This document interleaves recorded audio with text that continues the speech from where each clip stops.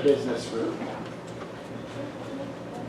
So my slides are really, really short and easy on this one. So this is just me.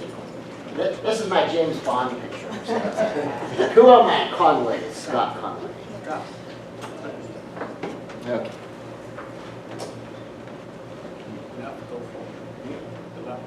Right.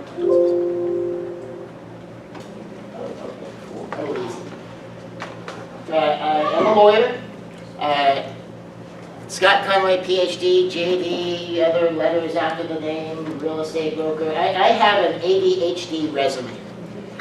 So on one hand, if you ever look at my resume, it looks really impressive. On the other hand, if you look at my resume, you see I really have trouble paying attention to just one thing at a time. So the ADHD and the dyslexia kind of shows up and works together, lets me see things in interesting ways, because forwards, backwards, upside, downside tends to all look the same to me, which harnessed as a tool gives me a lot of interesting skills that I've been able to combine. I've been doing martial arts for, let's see, it's 1971, this is 2017, carry the two, a lot of years. 9th degree black belt, which after, in my style, after the number of years I've been doing it, is a little behind on the schedule, but I'm doing all right. I'm really good at what I do, and after 45 years, if you're not really good at what you do, you just really haven't been working at it. So anything that you do long enough and you focus on improvement, you will master. And whether we're trying to master business, or we're trying to master our relationships, or we're trying to master a physical skill like martial arts, or a philosophical skill, also like my martial art, that you get better by just getting better. Not just doing it to not get bad, or doing the minimum to just get by, but you do it to get better, and you will master anything. Now, as a lawyer, I have had more than my fair share of cases that I really didn't think ought to ever have been cases. And one of the problems we run into, called The Terrible Truth About Lawyers. There's actually a book by that title if you want to go into that in more depth. That's not a book by me. It's made for kind of Fortune 500 level finance, but I'm going to tell you more at a personal level.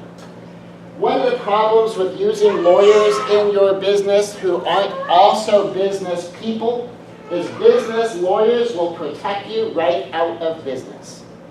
Now, here's the thing. Not everyone has to be a lawyer to protect yourself right out of business. I was talking to a young lady who was managing a business, and there was a problem in the business. The simple problem in the business was that certain kids were coming through and they were making messes. And she was thinking of just saying, that's it, no kids anymore. And fortunately, I happened to be chatting with her on a social basis, and I said, well, how much are kids part of your business? Oh, there's kids around all the time. Like, how many of them make messes? Well, I don't know, just every once in a while. Okay, so you're going to tell every family who has kids, you are not welcome in our business. To not have to clean up after 2 or 3 of them a month?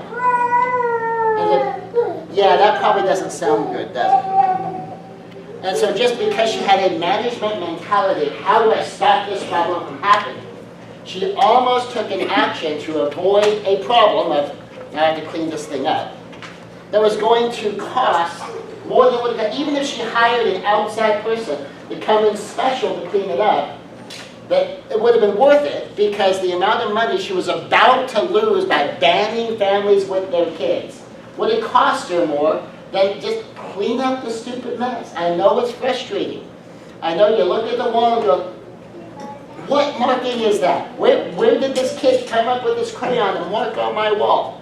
Like, well, you know, she had the kind of wall, she could just clean it up. And it was taking her, I think she worked out to about half an hour a month of extra cleanup. And I said, well, and how much money do you make off of the families that show up, you know, with the kids? And they're like, oh yeah, that'd be really expensive to keep them out. Well, lawyers do this to you all the time.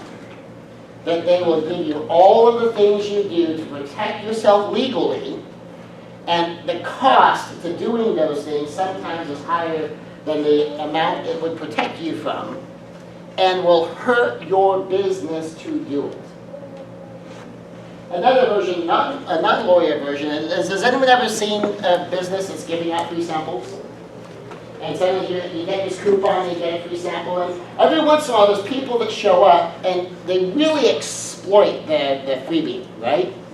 Or like you get the free birthday burrito thing and Rubio's. I know one woman who got, I think she worked out like 15 free birthday burritos for her birthday. You kind of really only supposed to get one, but she found out that every single individual Rubio's will give you the one. And they don't enter it into a database. And so that no one has any idea if you got it anywhere else. And even if you just go to a different shift with a different manager on duty, you can get another one. And then you can do this again and again and again. Now, do you think Rubio's might prefer to stop people from doing that? They must. So this one company was having this problem, and they decided that, well, that's it. People are exploiting it as a small percentage, but we need to stop these people. And they figured out a system to get it to stop happening.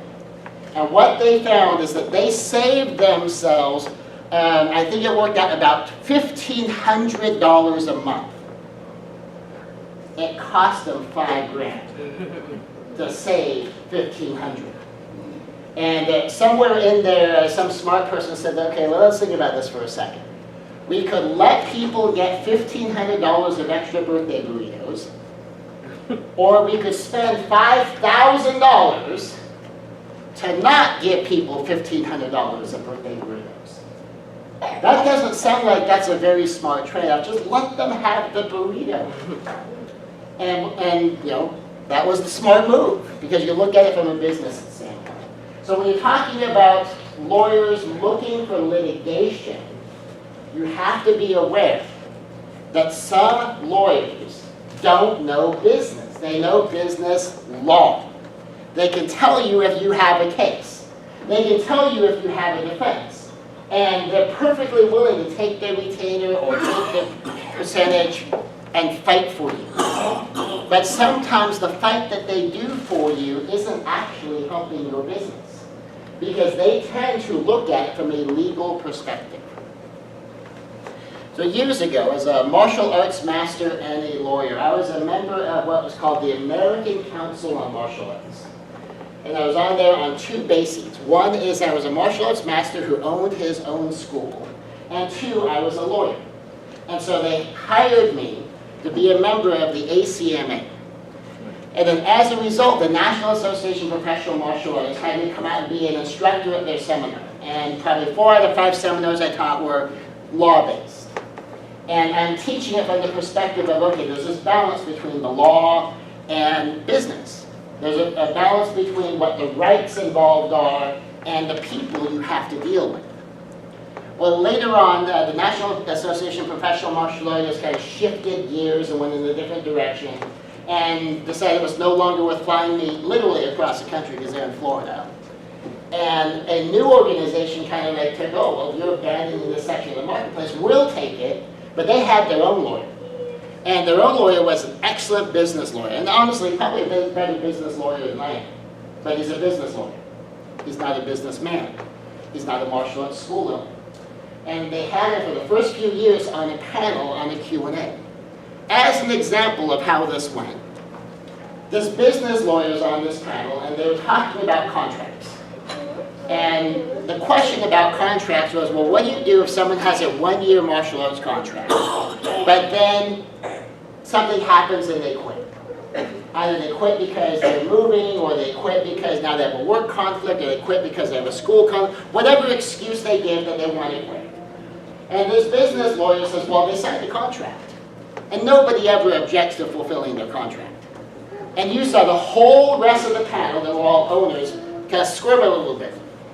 And so people said, well, as the owners, what do you think? Not a single person on the panel agreed with them. Every single person on the panel says, okay, legally we might have a right to go after them, but if we go after them, that will ruin our reputation in the community. And the lawyer's looking at it like, but they signed a contract. And the actual business people are going, okay, but your reputation is more important than the contract. Yeah, you might be able to go collect the $600 of balance due. They're going to go tell 10 people what you did to them.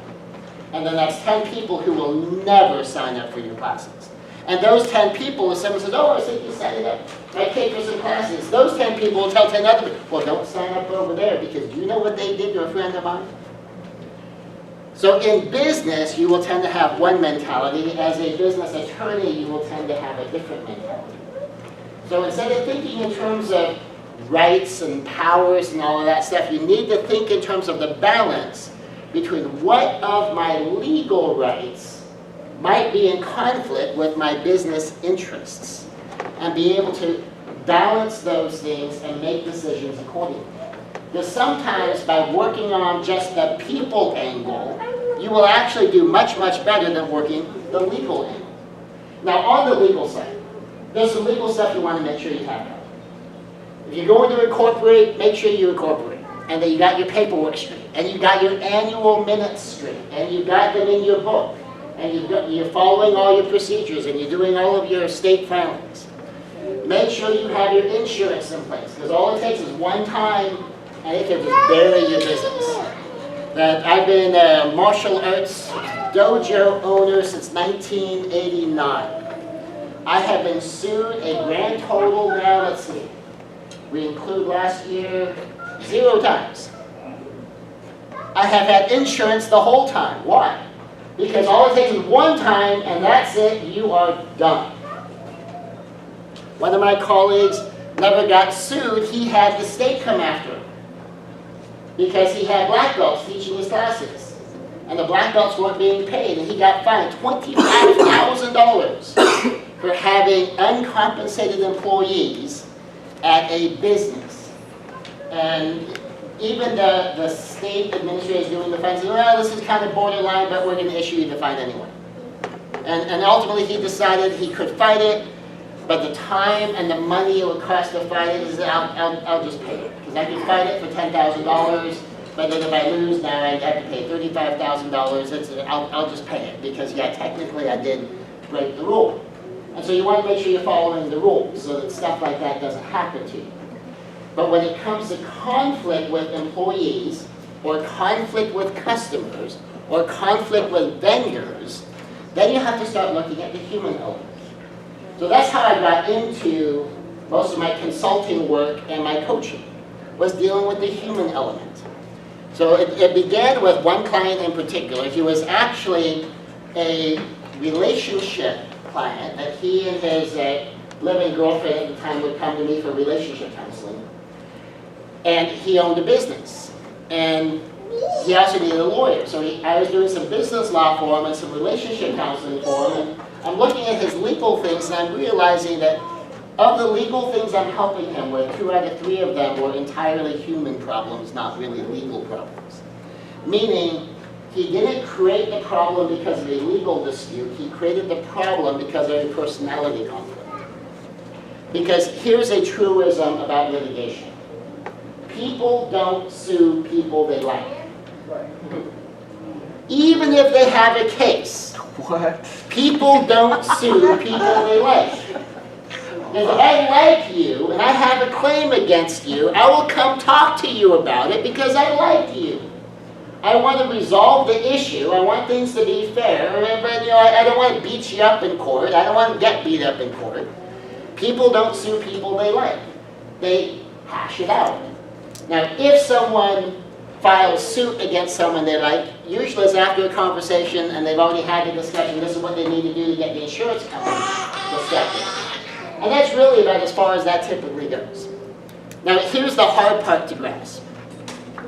Even if they don't have a case, some people sue people they don't like, whether they have a case or not. And that gets rough. So this particular client, I get this phone call because he's got this big issue going on with his now ex-manager. And as I'm listening to the entire case, I'm going like, okay, this doesn't sound like her. So I'm hearing his side. And so I just said, all right, well, rather than you hire someone else, because I know both of you, and both of you are comfortable with me being on both sides, let me show up to the labor board hearing and kind of get both sides and talk to both sides and see what we can do. And so I listened to both sides, and this is what I determined. I determined that my guy owed her about $30,000. And I told him, well, you need to pay her. And he said, no, I'm not paying her 1 cent. I'd rather go out of business first and bury everything I own in the backyard. I said, but you owe her $30,000. You need to pay her the $30,000. Well, why didn't he want to pay her? Because he had a legal right, or because he was ticked off at her. It was totally a personality thing. Now on her side, then she got a lawyer and sued him for $300,000. And I sat down with the other side's lawyer and said, look, my guy legitimately owes your client about $30,000. We really should settle this for $30,000. Well, by this time, she's mad. So, no, I'm suing him for $250,000. He's going to have to pay up. And so I said, all right, well, I tried. I stepped out of the case, and then my client hired a litigator. They hashed it out. They went to war. They got through court, and guess what happened at the end? After both sides had spent about $50,000 each on legal fees, she won $30,000. Wow. And yet, that's what I said at the beginning. And he ended up actually going out of business. So when he said, I'd rather go out of business, well, congratulations, you're successful going out of business. Because by the time he paid the lawyer, and more importantly than that, he was so distracted from business because of this dispute. That this was the price he didn't realize he was paying. Because he was so distracted, he was losing about 20% of his business.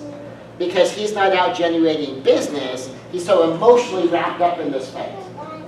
And between the 20% loss in business, the $80,000 loss on the case, $50,000 to his lawyer, $30,000 to her, he ended up going bankrupt, losing his business property, losing his house, and then he couldn't make ends meet in California anymore, so he had to move out of state. Now, what was that about? Was that a legal dispute? No, it was battled out in the courts, but it was a personality dispute. And all of that was before this era of social media. All of that was before this era of tons of review sites. And it doesn't even take you doing anything wrong to be flamed across the internet. So another professional friend of mine is a dentist. And he purchased this practice, and he found out the previous dentist had this one family that he would constantly be doing all this free work for. And he was kind of looking over the books and just saying, okay, this family comes in for all of this free work. They have like a $10,000 outstanding statement. They're making 0 payments on it.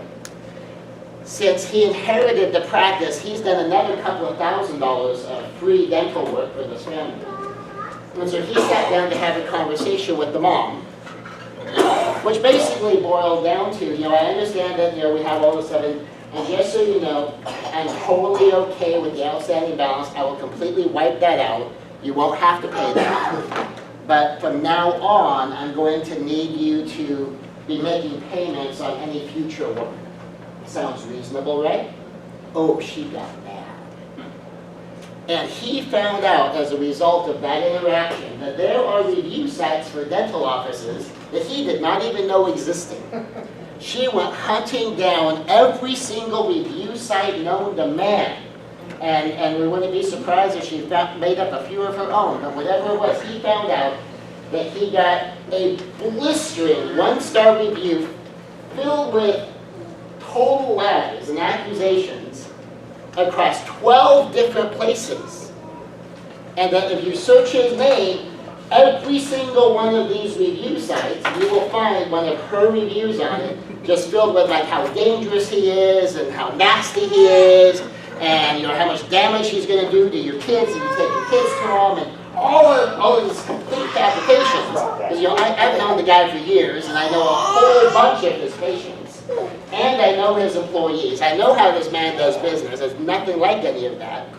And because of how obscure some of these sites are, in like 8 of them, if you go to those sites, that's the only review of him on those sites.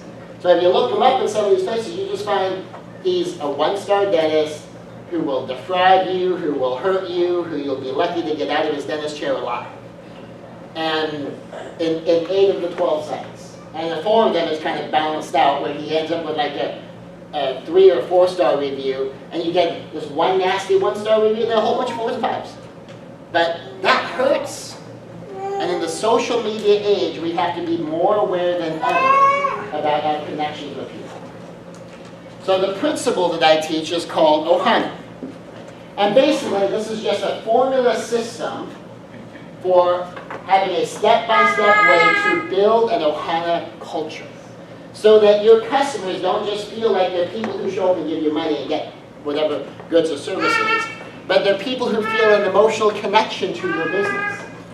I recently had an Ohana manifestation that so impressed so many people that I was getting messages from literally across the country saying, "What are you doing? How did this happen?" Now, Donald and Sharma know because they were part of it. Jamar knows because he was part of it on a Saturday night at 11:30 at night. I'm in Las Vegas. So I'm there for a convention. It's Saturday, we just finished our convention day. Sunday morning, they're heading home because they're in Las Vegas with me. I'm planning on staying till Tuesday.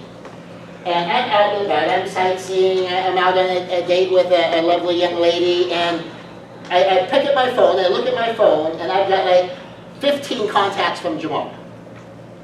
So I should probably call him back, because whatever he's doing, he's calling me around midnight on a Saturday night while I'm out of town. I probably need to talk to him. And I found out a car smashed through the entire storefront of the dojo. Like from one post to the other post. There's not a single window panel left. Both doors are shredded. The entire parent lounge is destroyed. Glass is strewn from the front all the way to the back. It is a disaster. And so I get on the phone, I call one of my black belts who heads down there, and I empower her to kind of oversee and manage that, like whatever decision you make, I'll back you up. So she shows up, and then her younger brother decides he wants to come, and then her dad decides he wants to come. Because of them, the dojo is a second home. It's their family place. The dojo actually means the way place, the place where the way is practiced. It's their Ohana place. It's an oasis for them. It's a refuge. And the next morning, Donald and Sharma are back in town, and Donald takes over oversight of the whole place. 24 hours later, the place is clean, it's boarded up. I had 3 of my ex-students show up ready to do overnight security, and all of this stuff is going on while I'm out of town. Now, I've been on the phone with the CHP because I needed to talk to someone who had the legal authority, so I can handle that part. I was on the phone with the fire department because they wanted to talk to someone with authority. And my people handled the cleanup, handled the news because the news showed up, got photos to the news of the accident so that they would have something for part of the broadcast. And I'm in Las Vegas. And I was told, we got it, stay there. Well, some of my fellow business owners are like, oh my gosh, you must have some great employees. I said, no, I don't have any employees. But, well, who's handling all this stuff? Like students, student families, friends. But, seriously? Well, but don't you need to get back to San Diego? But no, they got it. And I said, well, if that happened in my business, I'd be on my way back into town right away. I said, why? They got it. I said, well, how do you know when that people will show up? I said, well, like a dozen people showed up to help out. That's plenty. We got it. And you're like, how in the world does that happen? And one of my business associates who does business networking contacted me from St. Louis. And she had a simple word. Like, is that Ohana thing I hear you talking about? I said, that's exactly that. I said, oh my God, I've never even seen that before. Is that what you've been talking about this whole time? Is that what Ohana does? I said, yeah. Duh. And you know, she, who works in business networking and literally knows hundreds of business owners, she said, I don't know a single one of my business owners anywhere in my network that could have something that happened to their business and just trust it to unpaid people. You're it. I've never even heard of this happening anywhere before. This is crazy. I need to actually meet you in person. And so she came out from St. Louis to San Diego, and she carved out half a day because she wanted to get together with me and spend some time with me because she says, this Ohana thing you're talking about, that's crazy stuff. I need to know more about it. And then she's been sharing the concept of Ohana in her business seminars because of how that accident got handled. So here's the basics. So this is the short version of the book. So if you don't want to spend I think it's $20 for the full version, there's a short version on Amazon for like $5. And it's Oasis, Harmony, Assertiveness, Nobility, Aloha. This Oasis is the top most important thing to nail first up. Oasis means be a refreshing refuge. That means when you show up, people can relax. If they know you are on the job, they know that it's going to be handled. If I know that, okay, I have no idea what's going on with my financials, I've got my checkbooks, I've got my balance sheets, but I don't know what any of those numbers are. I've got a box of receipts, I don't even know what they mean. I've got all the deposits, and Carrie Ann walks in the door. I go, okay, I can relax. She's got it. I'm going to go have a seat over here and just know that I don't have to worry about it anymore because I know I can count on her. That's the professional level of Oasis. The personal level of Oasis is this person shows up, I don't have to keep my guard up. I can drop my guard because I know they're on my side. I know this is a person who's a partner, never an opponent. This is a person who will always be nice to me. This is a person whose loyalty I can trust, that they're not going to be mean to me, and even if they're nice to my face, I can also trust they're not mean to me behind my back. They're not going to gossip about me. And that's part of being Oasis. So when people show up at my martial arts school, they know this is a safe place you can drop your guard. When we keep our guard up, we're training for self-defense. And that's part of what we talked about. You keep your guard up with your opponents. When you're in danger, you keep your guard up. You shouldn't be in danger with your family and friends. You shouldn't be in danger in your own home. You shouldn't be in danger in your own romance. You shouldn't be in danger with your parents. You shouldn't be in danger with your kids. You should be able to relax and drop your guard because you know you're among friends. So the whole thing, a friend or foe, and you think about it as knights going to battle. When you're out in the battlefield, you better keep your sword handy, your shield ready, your armor on, your helmet right next to you because you could be attacked at any time. When you get behind the walls of your own castle, you should be able to put your armor away, leave your shield in your room, and relax because there's no enemies here. And the only people on guard are the guards. And why are they on guard? Just in case an enemy does show up. They're not there to fight anyone who lives there. They're there to deal with any invaders. But you know when you're with family, you know when you're with friends, I can relax. Now I have to warn you, I learned that one the hard way. Because I did the opponent thing one time with a friend. Now fortunately I learned this young, I was 15 years old. We were doing this thing that we used to call basing, I don't know what it's called now. Basically it's negative humor. Negative humor is, I got something mean. The problem is if I'm just mean, I'm a jerk. But if I take the mean and I wrap it up in a funny, and now I deliver it funny. Now I'm funny and mean. Well, people who are funny and mean don't think that they're a funny jerk, even though they are a funny jerk.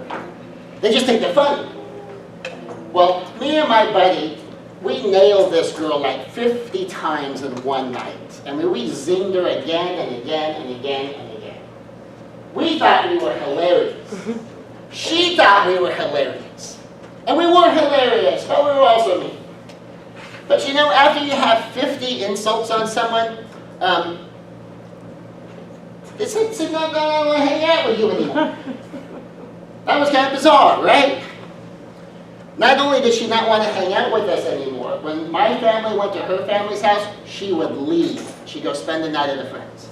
When her family came over to my house, she would leave and go spend the night with her friend. Anything she could do to avoid me.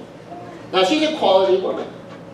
Later on, she went to work for Nordstrom. She became a general manager of an entire Nordstrom store, if you know the Nordstrom's reputation for customer service. That kind of tells you how quality this woman is. Then she became a vice president with the Nordstrom's organization. So it's not like I alienated some jerk. I alienated a very, very quality human being from my life forever in one day by being a funny jerk. And so that's when I learned, like, oh, this Oasis thing. Maybe I should do that instead and stop alienating. Harmony, the short version of harmony is we don't have to be alike to get along. It's infinite diversity and infinite combinations aimed at greatness. So it's not difference for difference's sake. It's not like you're going to have an orchestra and say, all right, different instruments, do whatever you want. Then it's aimed at something. You put together your diverse team of different skills, different personalities, different thinkers to do something great. Just like when you put together a symphony, you have all these different instruments, but you're all playing the same music. You each have your part to play in that music because you're aimed at a symphony. But you can't have a symphony if everyone's playing the one instrument. You don't do a symphony with 80 pianos. You do a symphony with a selection of instruments organized to put on this amazing presentation. Assertiveness. Now, assertive and aggressive are very, very different. Aggression is moving without respect for others. Assertiveness is moving forward on purpose with respect for others. Now, you'll notice aggressiveness is also missing the forward element. It's because when you're being aggressive, maybe you're moving forward, maybe you're just moving sideways, maybe you're even moving backwards. Has anyone ever been aggressive and you ended up going backwards from your goals? Anyone ever done anything in a moment of aggressive emotion, typically anger, and did damage to something that was critically important to you? Yeah, me too. And some of it is just, you said the thing you should never have said. I don't know if anyone's ever had the thought show up in your head, and that's one part of your brain goes, don't say it, don't say it. And you're vaguely aware that your mouth is opening, and your tongue is like getting ready to spit out these words while you're going, no! Now if you're lucky, you grab those words, you keep them from getting out. Sometimes they get out first, and you're like, oh, I just wish I could just suck those right back. Well, part of assertiveness has to do with that. Assertiveness is by moving forward. You have to decide what is forward. What are you trying to accomplish here? What is your big picture goal? Because certain things, if you say it to certain customers, that can cost you business. One of the first businesses I worked in after high school, 20 to 25% of the business was one customer. It was two brothers, they had two different locations, they operated together as one business. And they were a quarter to a fifth of the business of that parts dealership. If they had alienated that customer had two other places they could have gone for all of their parts. A 25% loss in gross revenues would have been more than 50% of profits. And so you gotta watch that assertiveness. Make sure it's assertive, not aggressive. Know what your forward is and aim at your forward. Do it on purpose. Double meaning and on purpose. One part of on purpose is do it intentionally. So when you have those thoughts running in your head of the things you want to say, you know you shouldn't say, just know, okay, what's my forward here? Okay, if that's not going to move me forward, don't say it. What's my purpose? What am I trying to accomplish? Would I say this on purpose in a more centered moment? If that answer is no, don't say it. Now you may need to bite your tongue so bad you're bleeding in your mouth and walk away to avoid saying the thing, but just watch it. And know what your forward is and do it with respect for other people. Basic golden rule, right? You want other people to act with respect for you, you act with respect for them. Nobility. Be your highest and best self. I mean, think of yourself on your very best days. Think of yourself when you're feeling, the most loving, the most connected to other human beings, where you really want the best for people. Think of your happiest, most joyful days, when you're just having a fantastic time in life. Think of your most peaceful, grounded days. Now, you put love, joy, and peace together, we call that bliss. You take those days and think, good, on my best day, How would I treat the people that are important to me? That's probably going to be pretty noble.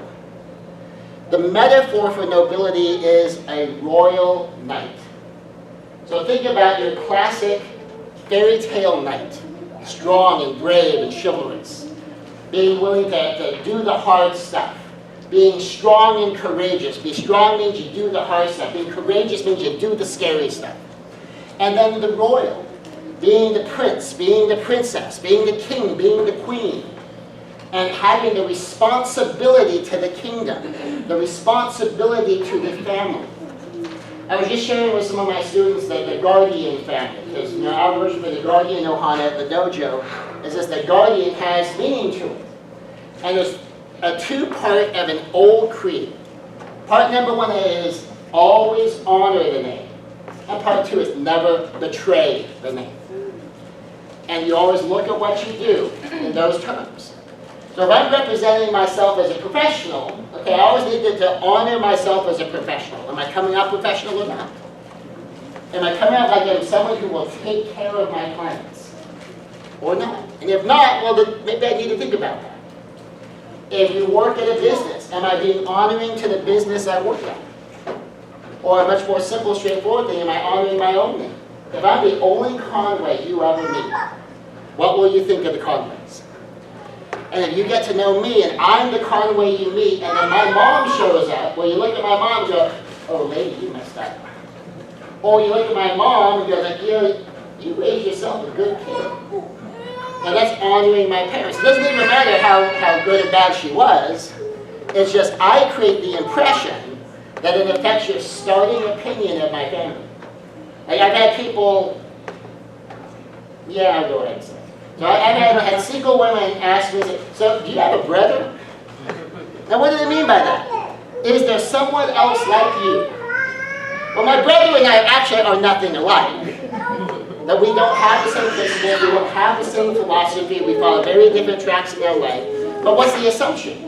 Is if you know one Conway, you probably have a pretty decent guess about what other Conways are like, right? And so that's part of the nobility. That's the royal part, is you represent not just yourself as an individual, you represent your brand.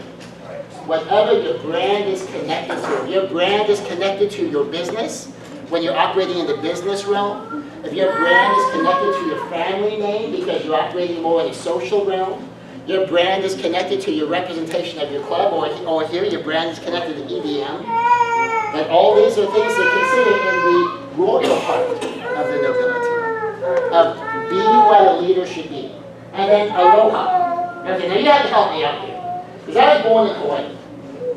Anyone here ever been to Hawaii? Anyone ever here seen Hawaii on a TV or movie screen? Anyone ever see anyone on a TV, movie screen, or actual stage in Hawaii or from Hawaii ever use the word like aloha? Is that the way they say it? Never. It might be against state law, I don't know. But what you gotta say is you can't just say aloha, you have to say aloha! Okay, so I'm gonna ask for your help on that. So on three, I'll go first. It's going to be aloha. So 1, 2, 3. Aloha. Now who knows what aloha means? Hello. And goodbye. And love. And the basic definition of love is I want the best for you. Another part of it, number 2, is I want to be the best for you. Now you just say those two in a professional context. If I want the best for you, I want to make sure that you get what you need. I want to be the best for you means if I'm the one giving you the service, I want to make sure I am the best one to serve you. Just take those two. If someone comes to me and they say, I want to learn MMA fighting, I want to do octagon fighting, I want to do this competitive stuff, I will tell them, I am not the best for you. Because that's not what I teach. Now, if you want a lifestyle martial art that has a focus on regular, real-life self-defense against criminal attacks, now I might be the best for you. But if you want to compete and you want to get in the ring and you want to duke it out, just because, I had my fight against Royal Gracie, who at the time was only the 7-time Brazilian national champion. Can you guess who won? Yeah. He's really good. But I'll tell you, if he and I fought again, he'd beat me a different. But I want to make sure that I am the best for someone. And if I'm not the best for someone, I want to connect them with someone who will be the best for them. And if what someone's looking for is not what I can provide, I will send them elsewhere. I have a trust attorney I work with, because every once in a while someone comes to me and they want a trust. And I tell them, trust law is a specialty. If you make a mistake in a single sentence on a trust, and it's the wrong critical sentence, it can completely reverse the whole meaning of something.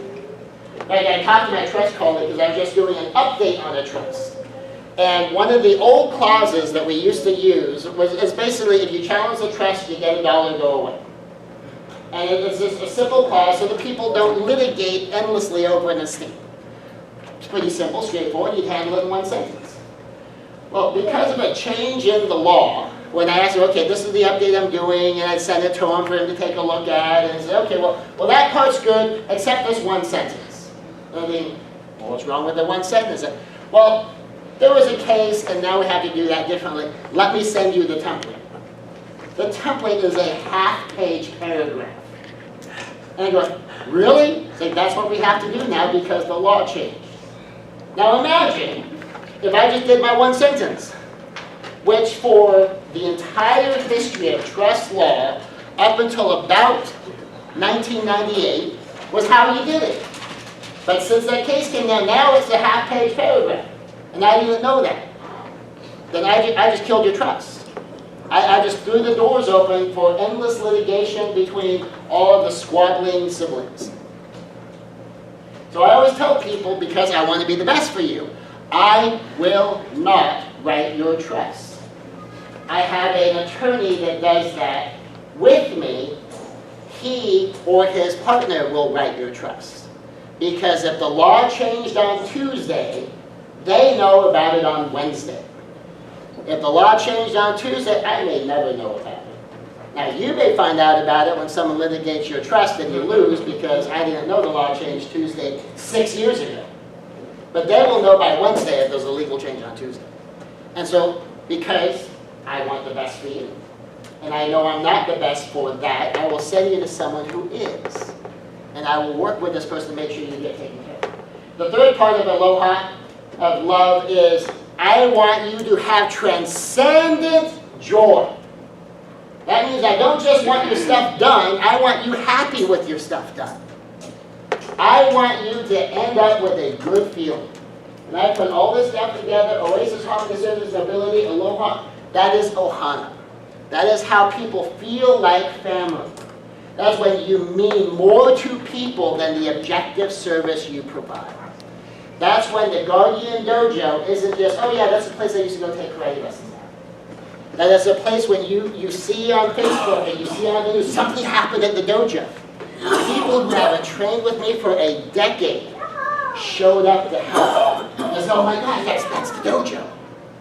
And that's what happens when you build Ohana. So that's my contact information. That shouldn't come out right. But that's Scott, S-C-O-T, just like that, S-C-O-T, at Scott, S-C-O-T, with W-I-T-H, the number 1, the letter T.com. Here's my number. I used to know as ScottConway.com, but people didn't remember Scott Conway, but I'd go to some people who haven't seen me videos, oh yeah, you're Scott with 1 T. I said, okay, Wi-Fi, I'll just go with it. So, Scott, S-C-O-T, with W-I-T-H, the number 1, the letter T.com. Now, if for whatever reason you decided you were just crazy enough, you wanted to hire me for coaching and such and whatnot, you could pay me $5,000 for a 6-month package or $1,000 a month, 6-month minimum. But if you are in EDM, you do not need me. Just talk to him. No. Seriously. If he determines, because of Aloha, because of Ohana, and he says, I can't help you with that, you need to talk to Scott. Then come talk to me. But I will bet you, 99 times out of 100, he can do it and it's not going to cost you $5,000 for 6 months on my part. So I'm here as a volunteer. I'm here because I believe in what they're doing. I believe in what all of this is about. And this is me just kind of tossing out some free value and specifically telling you, don't hire me. That the only two places that I'm looking at being hired these days is being an Ohana coach for businesses. And curiously enough, having nothing to do with anything I just talked about today, is working with older divorced men who want to get a life again. And so, unless that's what you're looking for, go to this guy for any business stuff. Don't come to me. Go to him. And if he decides that you need me, then he'll send you to me. Other than that, EDM will take just as good care of you as I could. 99 out of 100 times. Oh, thank you very much. Aloha. Aloha! Okay, And that's Scott with one dot T dot? No, That's one weird. T dot. that's- One T that's dot. interesting.